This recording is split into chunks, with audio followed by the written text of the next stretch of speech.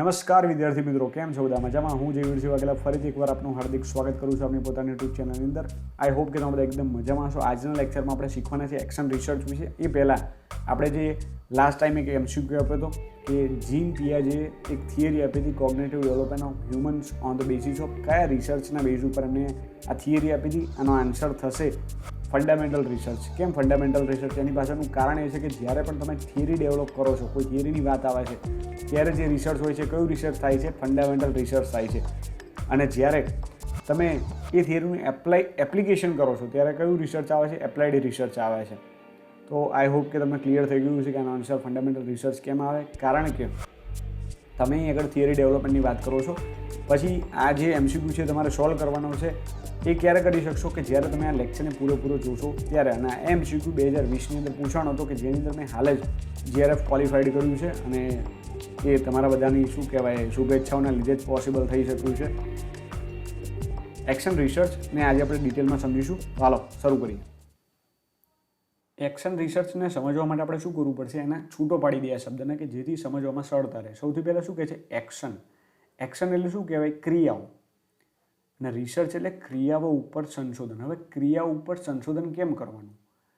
કારણ કે આપણે જે ક્રિયાઓ કરી રહ્યા છે એમાં કંઈક ખામી છે, એમાં કંઈક પ્રોબ્લેમ છે, તો આપણે સંશોધન કરીશું એને સુધારવા માટે. તો એવું જે સંશોધન થશે એને શું કહેવાય? Action research. અથવા તો એવું પણ કહી શકીએ કે આપણી ક્રિયાઓમાં કોઈ પ્રોબ્લેમ નથી, આપણી પદ્ધતિમાં, આપણી ટેકનિકમાં કોઈ પ્રોબ્લેમ નથી, પણ આપણી જે ટેકનિક છે કે આપણા જે સાધનો છે આપણે એને ઇમ્પ્રૂવ કરવા માગીએ છીએ, એને વધુ એફિશિયન્ટ બનાવવા માગીએ છીએ. તો એના માટે જે રિસર્ચ કરવામાં આવે છે એ પણ કયું રિસર્ચ છે? Action research. ટૂંકમાં એક્શન રિસર્ચ એટલે શું કે વર્ક સિચ્યુએશનને ઇમ્પ્રૂવ કરવા માટે જે રિસર્ચ કરવામાં આવે છે એને શું કહેવાય? Action research. એક બેઝિક આઈડિયા તમારા માઇન્ડમાં રાખજો કે જેથી તમે બધા જ કોન્સેપ્ટને રિલેટ કરી શકો. હવે આપણે એને ડિટેલમાં સમજીએ કે વોટ ઇઝ એક્શન રિસર્ચ. ક્રિયાત્મક સંશોધન એટલે શું? તો action research aim at solution of immediate classroom problem. તમે એક સંશોધન કરી રહ્યા છો, એક્શન રિસર્ચ કરી રહ્યા છો. કેમ કે ધોરણ 8 થી 9ના જે વિદ્યાર્થીઓ છે એમને ગણિત વિષયની અંદર માર્ક્સ દિવસે દિવસે ઓછા થઈ રહ્યા છે. આ તમને પ્રોબ્લેમ દેખાણો, ઇમિડિયેટ ક્લાસરૂમ પ્રોબ્લેમ, અને એને તમે સોલ્વ કરવા માટે જે રિસર્ચ કરો કે આ પ્રોબ્લેમનું સોલ્યુશન હું કઈ રીતે આપું અને આ થવા પાછળનું કારણ શું છે, કેમ દિવસે દિવસે માર્ક્સ ઓછા થતા જાય છે. તો તમે શું કર્યું? પ્રોબ્લેમ શોધ્યો. સૌથી પહેલાં તો કે માર્ક્સ ઓછા થઈ રહ્યા છે. હવે 8 થી 9ના જેટલા પણ વિદ્યાર્થીઓ છે ગણિતની અંદર, જેટલા ક્લાસરૂમના વિદ્યાર્થીઓ છે એ દરેકના ડેટા મંગાવ્યા, એટલે કે એમની પાસેથી માહિતી મંગાવી, એમના ચોપડા ચેક કર્યા, એમના માર્ક્સ જોયા, એમના પાસ્ટ યરના પેપરો જોયા. સાથે સાથે જે શિક્ષકો છે એમને કેટલા એફર્ટ્સ નાખે છે એ જોયા. બંનેને મેચ કર્યું. પછી એની ઉપર ચિંતન અને મનન કર્યું. જે ડેટા આવ્યો છે એની ઉપર એનું એનાલિસિસ કર્યું, એની ઉપર રિફ્લેક્શન પાડ્યું. પછી એક એક્શન ઉપર આવ્યા કે ભાઈ આ જે ટીચર છે એ ટીચર પોતાનું સર્વસ્વ વિદ્યાર્થીઓના હિતમાં આપતા નથી. એટલે કે એ ઘરે વધારે ભણાવે છે પોતાના છોકરાઓને, મીન્સ કે જે ક્લાસીસમાં જતા હોય, ટ્યુશનમાં જતા હોય એમને, અને સ્કૂલના છોકરાઓને ઓછું ભણાવે છે, અથવા તો એમની પાછળ બેદરકારી રાખે છે. આ રિઝલ્ટ સામે આવ્યું. અને આ પ્રોબ્લેમને હવે સોલ્વ કરવા માટે શું કરશું? આપણે એક્શન લેશું ડાયરેક્ટ. કઈ એક્શન? કે ભાઈ આ જે ટીચર છે એની જગ્યાએ બીજા ટીચરને રિક્રુટ કરો. સાથે સાથે વિદ્યાર્થીઓનો જેટલો કોર્સ બાકી છે એ કોર્સ પૂરો કરવા માટે 1 કલાક એક્સ્ટ્રા એમને ભણાવવાની શરૂઆત કરો કે જેથી એ ઓછા સમયમાં એમનો સિલેબસ પણ ક્લિયર કરી શકે અને એમના જે કોન્સેપ્ટ છે ક્લિયર કરી શકે. અને પછી જે શિક્ષક છે એમને રિક્રુટ કરીએ છીએ આપણે, ઉધારી લઈએ અને ધીરે ધીરે છોકરાઓને જે ઇન્સ્ટ્રક્શન આપવાના છે આપવાની ચાલુ કરીએ છીએ અને ધીરે ધીરે એમના માર્ક્સમાં ઇમ્પ્રુવમેન્ટ આવ્યું છે. તો આવી રીતે એક પ્રોબ્લેમ ઊભો થયો અને પ્રોબ્લેમને સોલ્વ કરવા માટે જે એક પ્રક્રિયા કરીને પછી જે સોલ્યુશન આપ્યું, તો આ જ એક સમગ્ર પ્રક્રિયા છે કે એક્શન રિસર્ચ જ છે. અને એટલા માટે એનું શું કહે છે? Part of applied research. અહીં આગળ કોઈ થિયરીની વાત કરવામાં આવતી નથી. અહીં આગળ તો જે થિયરી છે એને એપ્લાય કરવાની વાત છે, એપ્લિકેશન ઓફ થિયરી છે. તો એટલા માટે કયું રિસર્ચ છે? Applied research. અને એપ્લાઇડ રિસર્ચ તો શું હોય? ઇન્ડસ્ટ્રી સ્પેસિફિક હોય. અને અહીં આગળ તો પ્રોબ્લેમ કેવી છે? લોકલ લેવલની છે, સ્કૂલ લેવલની છે. તો તો એટલા માટે સ્કૂલ લેવલે લોકલ લેવલે જે પ્રોબ્લેમનું સોલ્યુશન આપવામાં આવે છે, પ્રોબ્લેમ સોલ્વ કરવા માટે જે રિસર્ચ કરવામાં આવે છે કયું છે? Action research. અને એટલા માટે એક્શન રિસર્ચ એપ્લાઇડનો જે ભાગ છે. અહીં આગળ શું થાય છે?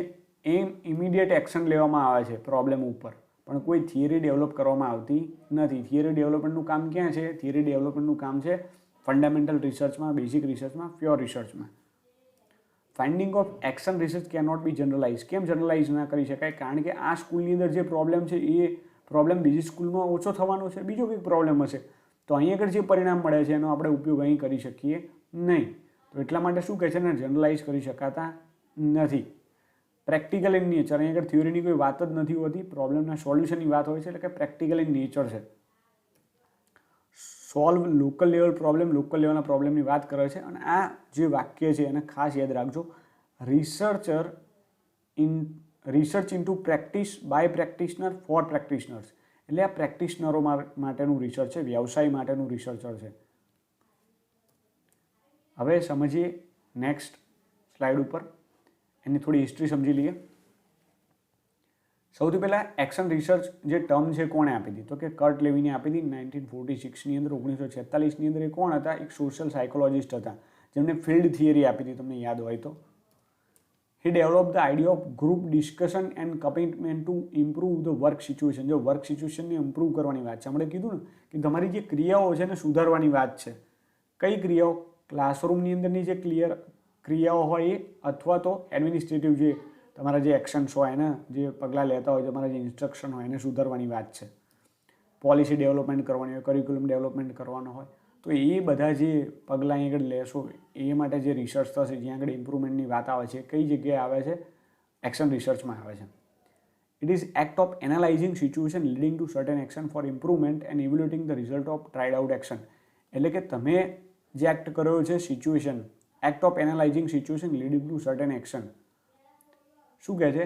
Act of analysing situation leading to certain action. કે કોઈ સિચ્યુએશનને એનાલાઇઝ કરો છો કે જેના લીધે તમારે સર્ટેન એક્શન લેવી પડે છે અને જેથી ઇમ્પ્રુવમેન્ટ આવી છે.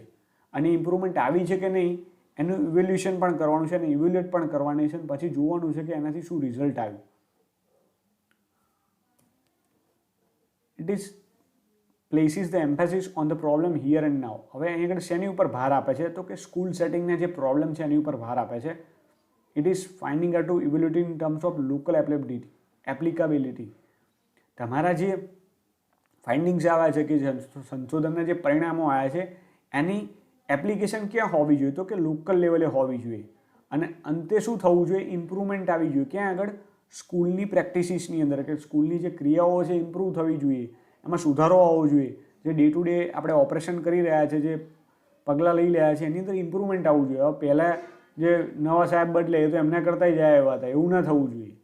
તો એ પછી રિસર્ચ યોગ્ય થયું છે એવું કહેવાય નહીં. The whole purpose of action research is to involve classroom teachers to attempt to solve the classroom problem.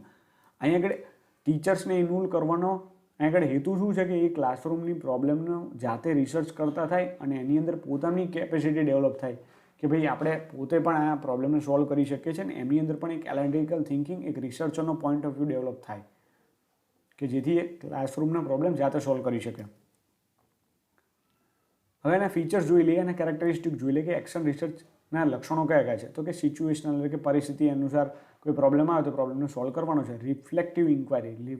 Reflective એટલે શું?